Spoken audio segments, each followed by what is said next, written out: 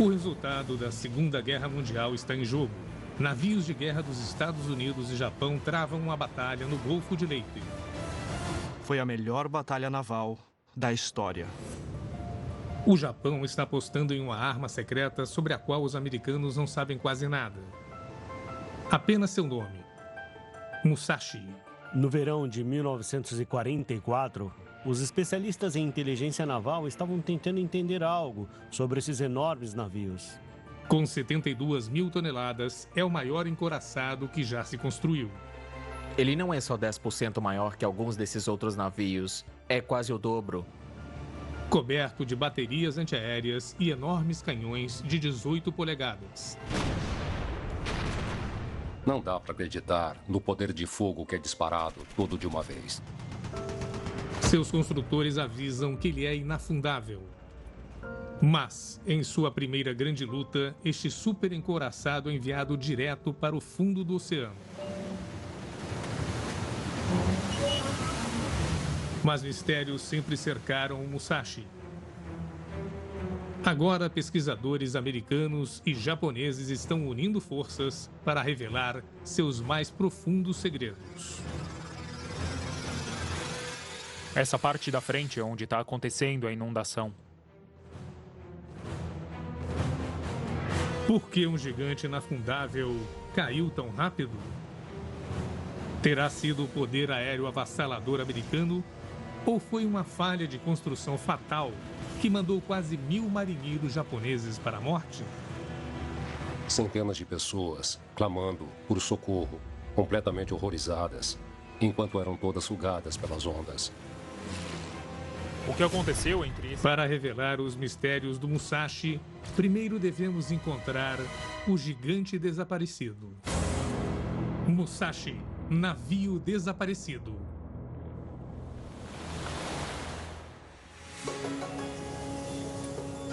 Em fevereiro de 2011, um navio de pesquisa inicia uma expedição de 3 semanas no mar de Sibuyan, nas Filipinas Centrais.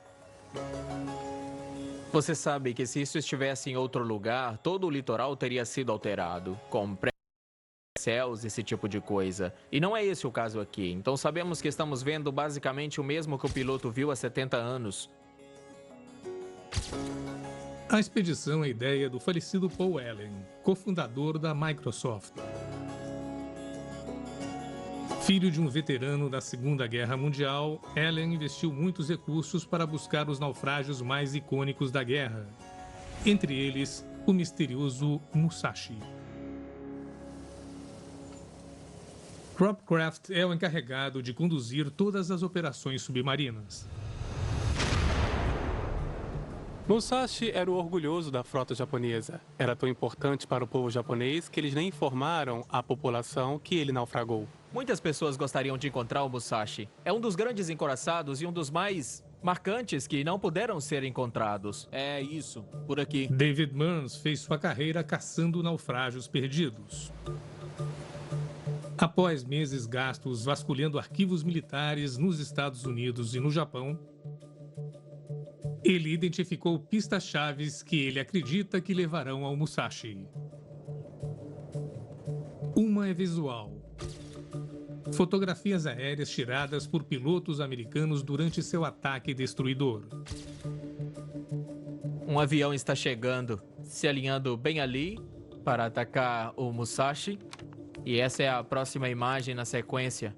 Nós não podemos mais ver o avião, mas vemos um ataque de torpedo. De maneira muito clara, ao fundo dessas fotografias, está a silhueta da ilha Sibuyan, a poucos quilômetros ao sul. Fora desse círculo? Fora do círculo azul. É. Sim, sim. Mas há outras pistas que podem afinar ainda mais a busca.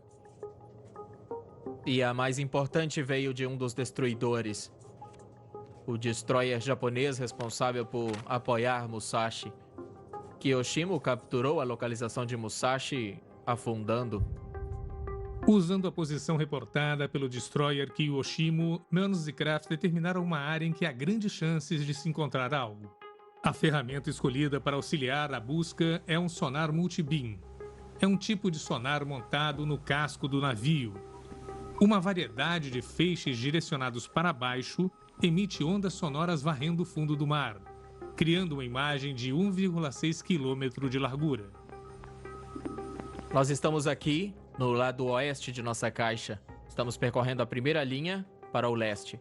E essa aqui é a linha número 13. E cada linha deve levar 4 horas. E como estamos buscando, em termos de profundidade da água, um alvo pequeno, um mapeamento do solo oceânico com muitos detalhes. Então, o subproduto da nossa busca é um mapa bem detalhado dessa parte específica das Filipinas. Embora o Musashi seja do tamanho de um edifício de 75 andares, o encouraçado só irá aparecer para nós como uma partícula nesse vasto e inexplorado leito oceânico. Não há garantias de que ele possa ser encontrado. Tudo depende da orientação dele no fundo, se ele tiver uma peça, 2 peças, 3 peças. Mas devemos poder detectar e ver isso nessas imagens de dispersão reversa. Quando você bate em algo duro, ele aparece como um objeto muito, muito escuro.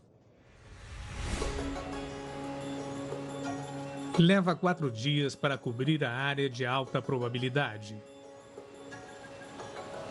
Isso rende uma imagem impressionante do leito oceânico abaixo, incluindo um monte submarino recém-descoberto.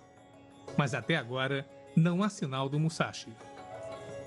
Portanto, nossa maior probabilidade para começar foi toda baseada no destroyer japonês Kyoshimo, que deu uma posição precisa do naufrágio.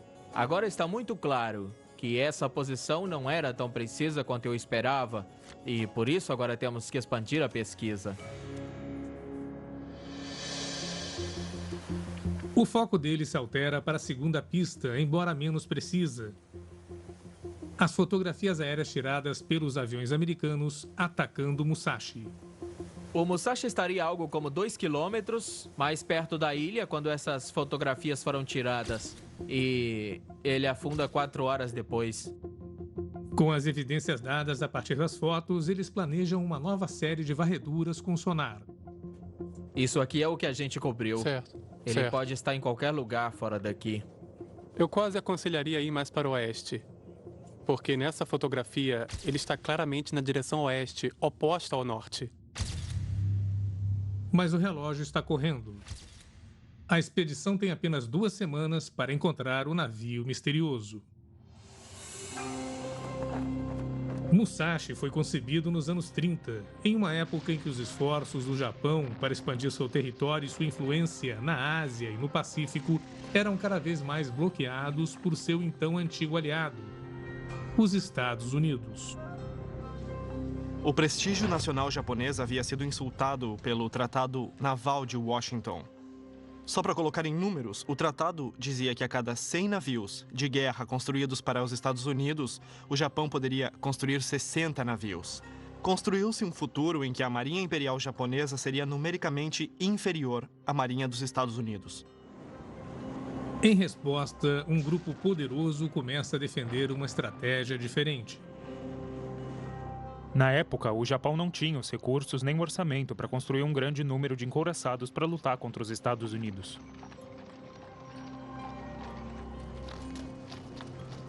Então, eles decidiram combater a quantidade com qualidade. Foi essa a ideia que eles tiveram. Qualidade significava construir encouraçados gigantescos que pudessem superar a quantidade do inimigo. O novo encouraçado era chamado de classe Yamato pelo seu protótipo. Para conquistar apoio público, este manual da Marinha o compara a uma poderosa figura de um filme popular da época.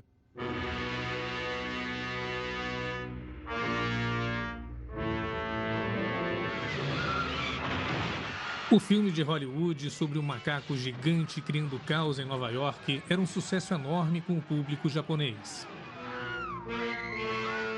E, portanto, a comparação não é apenas uma comparação que nos traz poder e força, mas também que aponta diretamente para a cidade de Nova York e, por isso, diretamente para os americanos.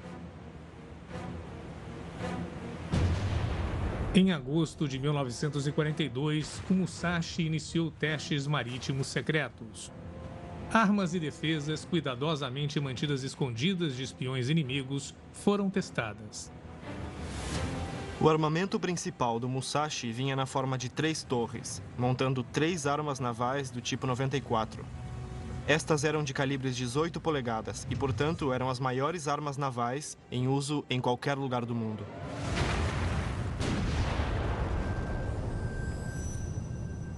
Para se defender, o Musashi era protegido pela blindagem mais pesada jamais usada no casco de um navio. O aço de alta qualidade vinha do ferro com pouco fósforo, carimpado na Manchúria, secretamente ocupada pelos japoneses. Para Masahiro Ishii, de 19 anos, e os centenas de jovens marujos designados para servir a bordo desse gigante, o Musashi era uma maravilha tecnológica.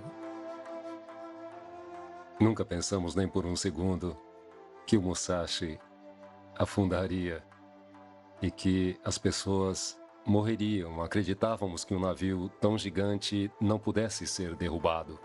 Para eles, era o King Kong do oceano.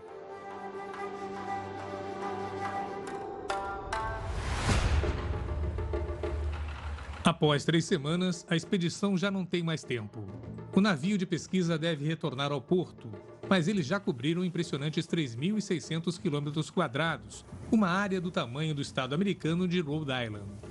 O que nós temos agora é um mapa muito preciso de toda a área que queremos buscar. Sabemos onde ele não está. Descartamos grandes faixas do mar de Sibuyan. E o compromisso deles com a tarefa só se intensificou. Quando o Musashi se uniu ao esforço de guerra japonês no Pacífico em 1942, o jogo estava prestes a virar. Os japoneses estão prevalecendo neste momento porque são melhores na guerra de superfície, neste estágio inicial do jogo. O que então fica claro é que sempre que os porta-aviões se envolvem, tudo muda. Os Estados Unidos adotam o poder aéreo naval de uma forma totalmente nova. Eles reveem a maneira como se treina, as táticas, as armas, na medida em que introduzem um novo caça, um novo bombardeio de mergulho, um novo bombardeio de torpedo e até introduz um novo torpedo. O torpedo Mark III era mais confiável e podia ser lançado a uma altitude maior que seu antecessor. Em junho de 1944, forças americanas tiveram sucesso em forçar a frota japonesa, mandando no total 60 navios e 450 aeronaves para fora do Pacífico Ocidental. A batalha ficou conhecida como a Grande Caça aos Perus das Marianas. Eles chamam assim porque viam tantos aviões japoneses juntos que atiraram neles de uma só vez. Os japoneses perderam metade da sua força e perderam quase toda a sua aviação naval. O general americano Douglas MacArthur agora se preparava para invadir a própria porta de entrada para o Japão, as Filipinas. Em 20 de outubro, MacArthur chegou em terra firme, no lado leste da ilha de Leyte, onde tropas americanas encontraram pouca resistência. A opinião das agências de inteligência americanas era de que a marinha japonesa não sairia ainda. Baseamos nossa estratégia na suposição de que os japoneses precisariam de um tempo considerável para treinar novas tripulações e pilotos para seus grupos de porta-aviões. Mas a inteligência americana ignorava um fator crítico. A marinha japonesa continuava comprometida em lutar uma batalha decisiva no mar. Sua frota de superfície ainda estava grandemente intacta, liderada por 2 gigantes que os americanos ainda não conheciam, Musashi e Yamato.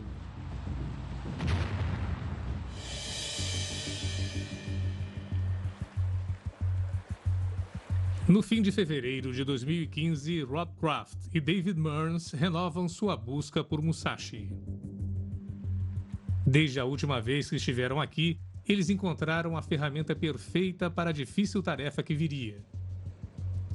Ela agora está instalada a bordo do iate da expedição Octopus, equipado com equipamento de águas profundas de última geração. Sua principal ferramenta de busca ainda é tão nova que praticamente não foi usada no oceano profundo. VAS é veículo autônomo subaquático. Nosso VAS é capaz de mergulhar até 1.500 metros. Ele leva um sistema de sonar de varredura lateral que procura pelos lados e nos dá uma imagem de coisas que podem estar deitadas no chão do oceano. Sua rota de busca é selecionada com base no mapa batimétrico que o engenheiro de sistemas Wayne Sadowski compilou durante a expedição de 2011. Esse mapa é basicamente do vulcão submarino que estávamos vendo. E assim, usando esse mapa, programamos o veículo autônomo. Viajando 1 quilômetro para baixo e algumas dezenas de metros acima do chão oceânico, o VAS mapeia o terreno. Mas distinguir um objeto feito pelo homem entre os afloramentos vulcânicos acidentados é desafiador. Porque a rocha de lava é tão reflexiva quanto as ondas acústicas que nós usávamos para rebater no metal do Musashi. Após 18 horas, o VAS retorna à superfície e é trazido a bordo para fazer o download dos dados. Todos tinham que dar uma olhada na informação da varredura lateral. Todo mundo dizia, o que tá vendo? Ah, alguma coisa tá brilhando ali. É uma rocha. Não, não é uma rocha. Não, é uma rocha, alguma coisa. A busca do primeiro VAS não rende nada, assim como o segundo. Eu vou te dizer que àquela altura nós estávamos começando a duvidar de nós mesmos. Tínhamos vasculhado uma grande porção da área de busca primária e não estávamos encontrando o que esperávamos encontrar. Na terceira vez, eles finalmente veem algo. Geralmente, quando se está procurando um naufrágio, isso acaba acontecendo instantaneamente. Mas nesse caso, foi meio devagar, porque a imagem do sonar não tipo gritou: "Oi, aqui está o Musashi, foi aqui que ele afundou". Foi mais que havia uma indicação de que algo estava lá. Muito bem, aqui vamos. Com cuidado, com cuidado. Para olhar mais de perto, eles lançam um veículo operado remotamente, ou VOR. É menor que um fusquinha, mas ainda é bastante substancial. E ele está preso a um cabo também. Mas naquele cabo, ele tem condutores de energia e fibras e, através disso, nós podemos assistir nossa câmera HD que fica na ponta da haste. O VOR vai levar 1 hora para chegar ao chão oceânico, quase 2 quilômetros abaixo. Tempo bastante para se perguntar se, finalmente, eles vão pôr os olhos no Musashi. 10:30 da noite, no Fox Channel. Na manhã de 24 de outubro de 1944, o céu acima do mar de Sibuyan se encheu de mais de 40 aviões de guerra americanos. A frota aérea naval dos Estados Unidos que se opõe à força central japonesa no mar de Sibuyan consiste no caça Hellcat, no bombardeio Helldiver e no torpedeiro Avenger. Os caças foram à frente, com ataques de metralhadora. Você vai atrás dos encouraçados porque eles são o maior alvo. Eles podem te causar mais danos e, portanto, você quer destruí-los. Mas os artilheiros japoneses estavam prontos, liberando uma chuva de fogo das 100 armas antiaéreas do Musashi.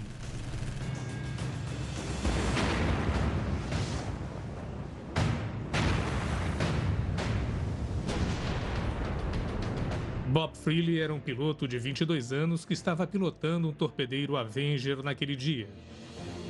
O céu lá em cima é tão grande que eu não via todos os caças. Não tinha tempo de olhar em volta e ver mais ninguém, porque tudo acontece assim. O que ele viu mesmo foi um encouraçado gigantesco abaixo. O Musashi tem 11 aviões indo para cima dele. Você está descendo e então começa a se estabilizar. E todo esse tempo eles estão atirando em você. E você não sabe se essa bala vai atingir você. Então, você mede a distância que acha que deveria estar, a altitude que deveria estar. E abre as portas do compartimento de bomba e está tudo pronto. Bum! Seu artilheiro de retaguarda assistia enquanto o torpedo deles de 900 quilos atingia o Musashi a bombordo. O torpedeiro é a arma mais eficaz contra o encouraçado, porque ele pode fazer um lançamento de algo que carrega um impacto e tanto. O torpedeiro americano Mark 13 carregava uma ogiva de 270 quilos de explosivos. Aquilo era força suficiente para atravessar uma blindagem muito bem reforçada. O Musashi resistiu à primeira investida, mas os ataques continuaram chegando. As frotas que estavam lá no leite consistiam em vários porta-aviões. É de impressionar pelos padrões de hoje quantos desses navios havia. Então, como resultado disso, eles podiam continuar a atacar e atacar uma onda após a outra. Durante a última onda, um piloto americano fez uma série de fotografias memorável. A investida impiedosa começou a pesar. Quando o Musashi perde velocidade e fica para trás, fica óbvio que ele está danificado. Então, era o momento de se aproximar para matar. Lionel Gilwell era o artilheiro de retaguarda e um bombardeiro Helldiver. Meu piloto mergulhou o avião para bombardear o encouraçado. Jogou uma bomba de 900 quilos, bem no meio dele. Esses navios em particular são navios formidáveis, mas eles também são alvos muito grandes, que eram facilmente identificados, e acho que esse foi um dos motivos para que muitos pilotos se concentrassem no Musashi, e ele pagou o preço como resultado. Yamato escapou do ataque, mas às 19h39, 4 horas depois do ataque final, Musashi, muito danificado, mas ainda milagrosamente inteiro, virou e afundou. Centenas de pessoas estão clamando por socorro em vozes horrorizadas, conforme todas elas eram sugadas pelas fortes ondas.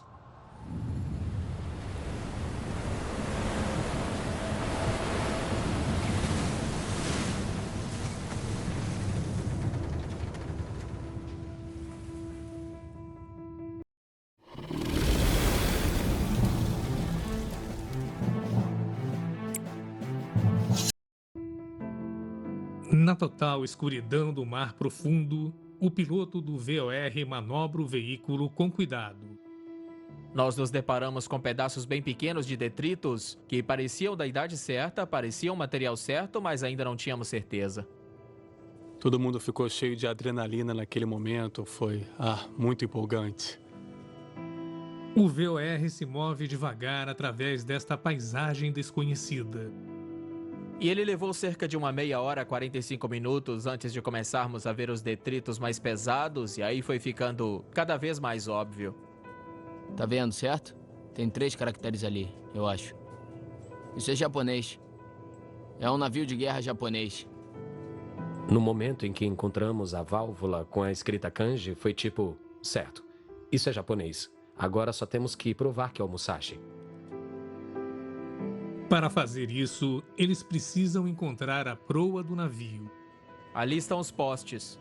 2 postes de amarração, então não estamos longe demais. Vai estar acima do cabo de desmagnetização. Tem algo ali. Está ali. A tinta dourada se foi, mas o contorno da flor, emblema imperial japonês, segue ali. Assim que encontramos o crisântemo na proa, nós soubemos o que estávamos vendo. É uma prova positiva. Não teve o tipo de, pulos e gritos de alegria que eu já experimentei no passado. Foi um certo tipo de alívio de que havíamos conseguido. Finalmente o Musashi é encontrado.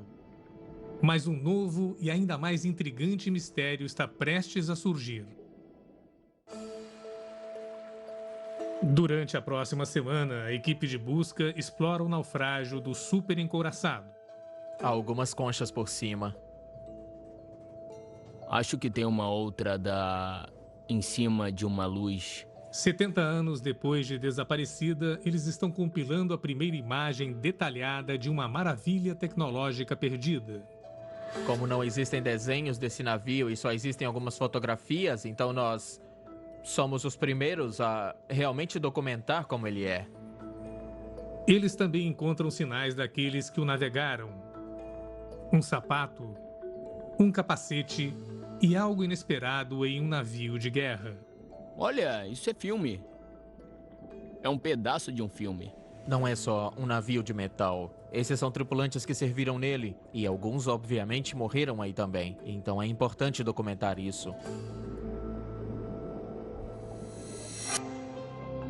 Os restos do Musashi estão a uma boa distância da posição de afundamento reportada pelo destroyer Kiyoshimo. Mas esse não é o único motivo para ele ser tão difícil de encontrar. O Musashi está literalmente ao lado de um vulcão. E se você pode subir em um vulcão, sabe que há grandes rochas enormes, afloramentos e pedregulhos e, portanto, está escondido dentro da geologia. A dificuldade de encontrar o naufrágio também é explicada por sua condição surpreendente. Só a total e completa destruição do navio em si, a popa e a proa, são as únicas partes inteiras do casco que restam. A ponte está de certa forma intacta do que podemos ver, mas o resto, sabe, a seção do centro do navio foi completamente destruída. Então, essencialmente, ele quebrou as costas em pelo menos 2 locais diferentes. E para um navio que resistiu a tantos ataques de torpedos e bombas e essencialmente afundou intacto, isso então é muito mais do que eu esperava. O que então pode ter causado tamanha destruição? É uma pergunta que até agora não tem resposta. Uma das últimas partes a ser descoberta é a arma mais potente do Musashi. Que é, obviamente, o que atiçou a imaginação de todo mundo. Essas armas especiais de 18 polegadas. Estas armas estão seguras no corpo do navio, nas barbetas, só pela gravidade. Então, quando o navio emborca, eles são objetos incrivelmente pesados que apenas caem sob seu próprio peso. Nós achamos uma dessas armas depois de uma semana de buscas. Até agora, a expedição reuniu um extenso registro do Musashi. Mais de 100 horas só de imagens em vídeo. Queremos ter certeza de que documentamos completamente a condição e o estado dos destroços para que possamos compartilhar isso com todos. E sabe, o que fizemos aqui, os dados que reunimos, fornecerão as pistas que as pessoas podem usar para recriar ou entender o que de verdade aconteceu. Em março de 2016, um grupo de especialistas japoneses se reúne em Tóquio para assumir o desafio. Para ajudá-los, o canal de TV japonês NHK criou uma ferramenta valiosa. Como peças de um quebra-cabeça gigantesco, eles pegaram as horas de imagens digitais reunidas pela expedição de busca, juntaram-nas meticulosamente e criaram um modelo 3D único do naufrágio.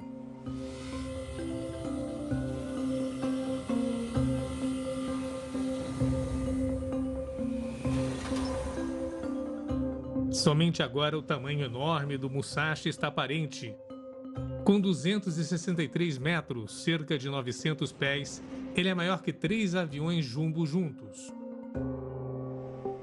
Para começar, estes especialistas querem descobrir por que o navio que tantos acreditavam ser inafundável reprovaria em seu primeiro teste sério. Espera. O que é aquilo que tem ali, ó? Bem ali. Aquilo que parece um buraco. Masami Tezuka estuda o Musashi há 30 anos. Ele acredita ter identificado uma pista. Uma seção danificada sobressaindo de bombordo, provavelmente causada por um ataque de torpedo. O Musashi perderia velocidade como resultado, dificultando manobrá-lo. Do ponto de vista de quem ataca, o encouraçado encalhado teria sido mais fácil de atingir com bombas ou torpedos. A última foto do Musashi o mostra com a proa para baixo, o que leva a acreditar que a inundação aqui fez com que ele afundasse. Mas uma nova investigação científica na Universidade de Kobe conta uma história diferente.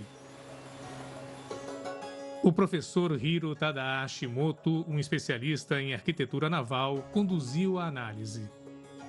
Quando ele simula a inundação dentro da proa, o navio realmente é jogado para frente. Mas os resultados mostram que os compartimentos estanques no resto do navio não teriam sido afetados. Mesmo que a proa, incluindo a parte protegida por blindagem, esteja completamente cheia de água, o navio ainda ficará com flutuabilidade suficiente. Então, só a inundação não poderia ter feito o navio afundar ou emborcar. Para encontrar respostas sobre por que o Musashi afundou, estes especialistas terão que procurar em outro lugar, começando no lugar onde o Musashi foi construído. No estaleiro Mitsubishi, em Nagasaki, a equipe japonesa fez uma descoberta importante. Um arquivo marcado Musashi é descoberto nos arquivos da companhia. Ele contém mais de 200 páginas de projetos originais nunca antes divulgados. Aqui está. É isso aqui. mesmo, Isso, é bem aqui. Isso. Ao comparar imagens das partes espalhadas do naufrágio com o projeto, a equipe pôde identificá-las. Com certeza. Isso. Exatamente. Uma bomba, uma caldeira.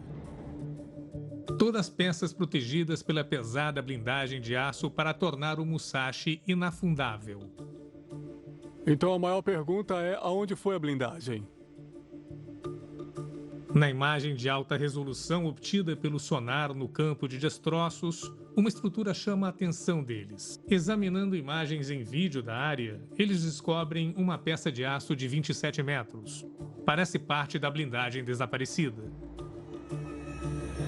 Quando eles a combinam com o modelo 3D, descobrem que vem do casco de bombordo.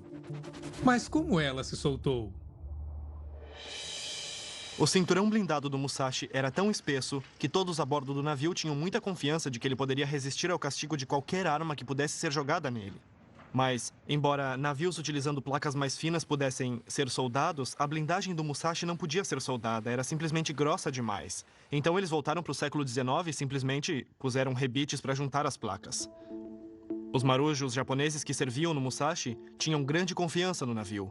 Eles achavam que ele era inafundável e I've always loved sci-fi, and the idea of being right on the edge of isso porque, acima do convés, eles não viam nada além de armas e poder de fogo, mas abaixo eles tinham ciência de que a blindagem era a mais grossa do que qualquer outro navio no mundo.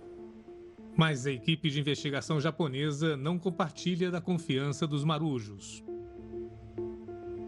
Acho que os rebites foram um problema. Não importa a espessura das placas blindadas, elas não durariam assim que os rebites se soltassem. A blindagem do Musashi era presa em um ângulo inclinado para desviar de tiros disparados. Ele foi construído para resistir a duelos de artilharia contra outros encouraçados, mas ao invés disso ele foi atacado por torpedos e bombas aéreas, que não era o tipo de arma que ele foi construído para enfrentar. Se um torpedo de um avião inimigo atingisse uma junta na placa blindada, isso poderia causar a falha nos rebites e fazer a água começar a entrar. Na mente dos 2.400 tripulantes do Musashi, muitos ainda adolescentes e em seus 20 e poucos anos, a Marinha Imperial Japonesa criou uma ilusão sedutora. Seu super encouraçado era simplesmente inafundável. Um deles, Masahiro Oishi, acreditava nisso até o fim. Até o momento em que afundou, eu achava que isso não podia acontecer. O Musashi não se moveria 1 centímetro com um torpedo ou 2 o atingindo. Não haveria inundação. Assim nos disseram. O Musashi também se provou vulnerável a outra arma inesperada. Bombas perfurantes vindas do ar. Como a que a equipe de busca descobriu. Por que você não entra um pouco mais ali? Imagens subaquáticas revelaram um dos vários buracos de 90 centímetros rompendo o convés do navio. Em uma sessão curta da proa, nós vimos os donos das bombas, que corroboraram o que os pilotos americanos nos disseram sobre os ataques que estavam lançando sobre o Musashi. Estas armas, embora sejam tão brutas e simples quanto podem ser, descem pela coluna de ar, penetram convés e podem explodir abaixo do convés. No fim, é isso que causa a grande destruição do Musashi. Agora, graças ao modelo 3D do naufrágio, a completa extensão dessa destruição pode ser vista, especialmente na ponte, onde o capitão e muitos de seus oficiais estavam atuando.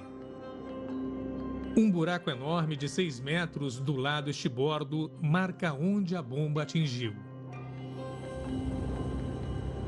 Tem um cartucho de 46 centímetros ali embaixo, certo? Quando a equipe de busca originalmente descobriu o Musashi, a torre simplesmente explodiu.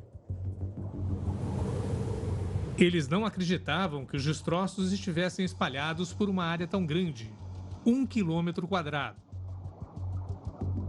A maioria dos naufrágios que analisei fica em águas mais profundas que essas, e aí vimos campos de detritos a 300 metros, 400 metros. Então, ver o dobro do triplo desse tamanho realmente me diz que não só estamos lidando com um navio grande, mas um navio grande feito em pedaços. Como um navio que deixou a superfície intacto, agora jaz despedaçado no fundo do oceano, a equipe japonesa está determinada a achar uma resposta para este último mistério do Musashi. Não sei se veio de uma caldeira ou de outra coisa, mas é possível que esse dano tenha sido causado pela explosão de vapor? Um integrante acha que não.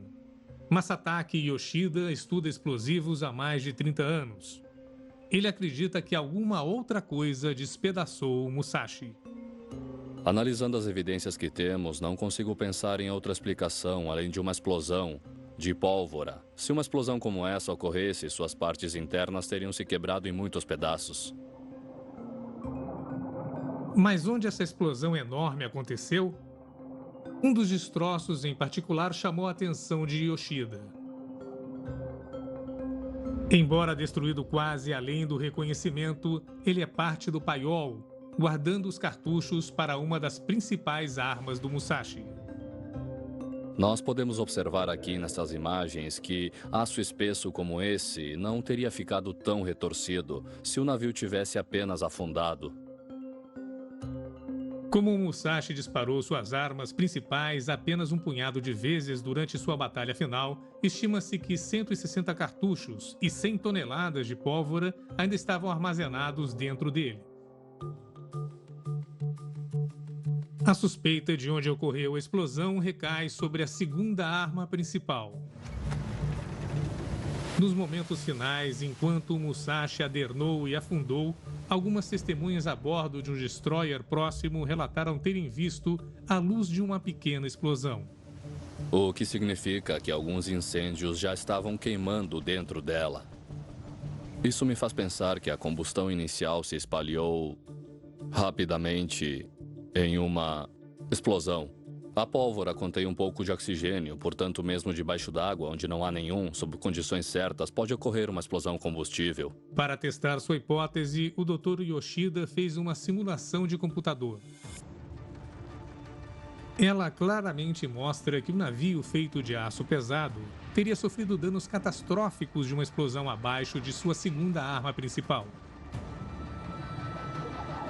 O núcleo do navio teria se estilhaçado em centenas de pequenos pedaços, com apenas a proa e a popa continuando relativamente intactas.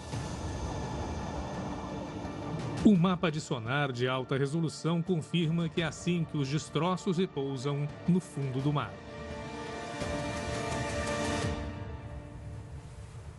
David Mearns acredita que outros fatores também contribuíram com maciços danos sofridos pelo Musashi. Vemos que uma grande parte da proa foi implodida e podemos olhar para os desenhos e saber que há compartimentos estanques lá dentro e eles se apertaram quando o navio rapidamente afundou. Conforme o Musashi despenca até o fundo, uma pressão esmagadora equivalente ao peso de um carro atinge cada centímetro.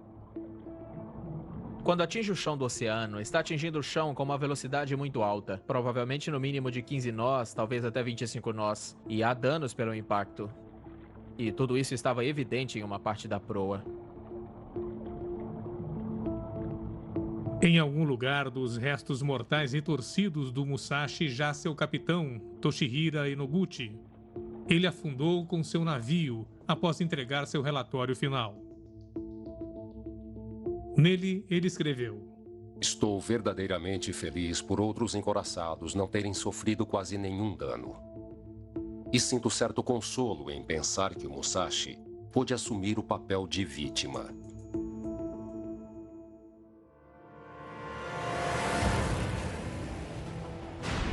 Musashi suportou o peso do ataque aéreo americano em 24 de outubro de 1944. deixando a maioria da força central do Japão intocada, incluindo o super encouraçado Yamato. Não detectados, o almirante Kurita e seus 20 navios restantes atravessaram a noite na direção do campo de pouso americano de Leyte, para, de surpresa, pegar a força de defesa da 7ª Frota. Em 25 de outubro, liderada pelo super encouraçado Yamato, a marinha japonesa lançou o ataque de superfície decisivo que buscou por tanto tempo. Mas um ataque ousado de destroyers americanos e escoltas conseguiu confundir o comandante japonês. E assim, o almirante Kurita toma a decisão fatídica de reverter o curso. E ao fazê-lo, ele se afasta do que teria sido a vitória mais desigual da Marinha Imperial Japonesa na Segunda Guerra Mundial. A Marinha do Japão tinha apostado em vencer a maior batalha marítima do mundo para levar os Estados Unidos à mesa de negociação. Mas eles cometeram um erro de cálculo fatal. Navios de superfície com grandes armas não eram mais a força dominante dos mares. Na era dos encouraçados, a construção e a perda do Musashi é o ponto final. Eles não seriam derrotados por outro encouraçado, outro grande encouraçado, mas por aeronaves. E foi aí que a era dos porta-aviões decolou.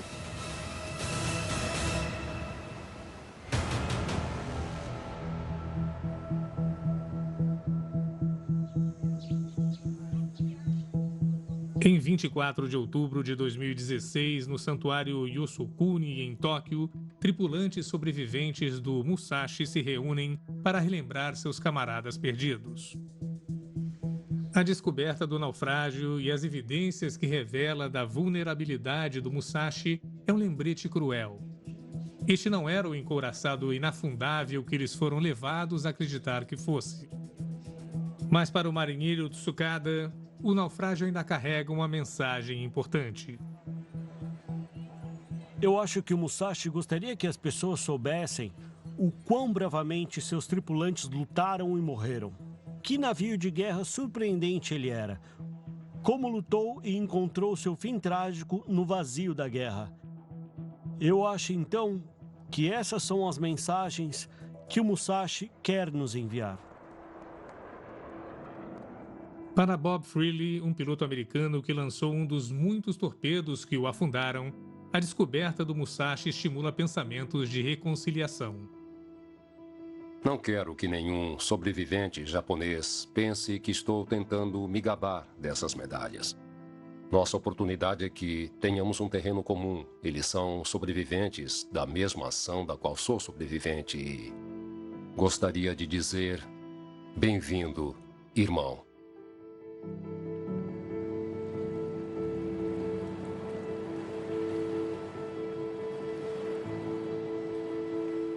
Ao pôr do sol e ao amanhecer, nós lembraremos deles. Nós nos lembraremos deles. Acima do local dos destroços no mar de Shibuya, a tripulação do Octopus presta sua própria homenagem final. É um túmulo de guerra, sabe? Nós, como marinheiros e marujos, nós temos muito respeito pelo que aconteceu aqui.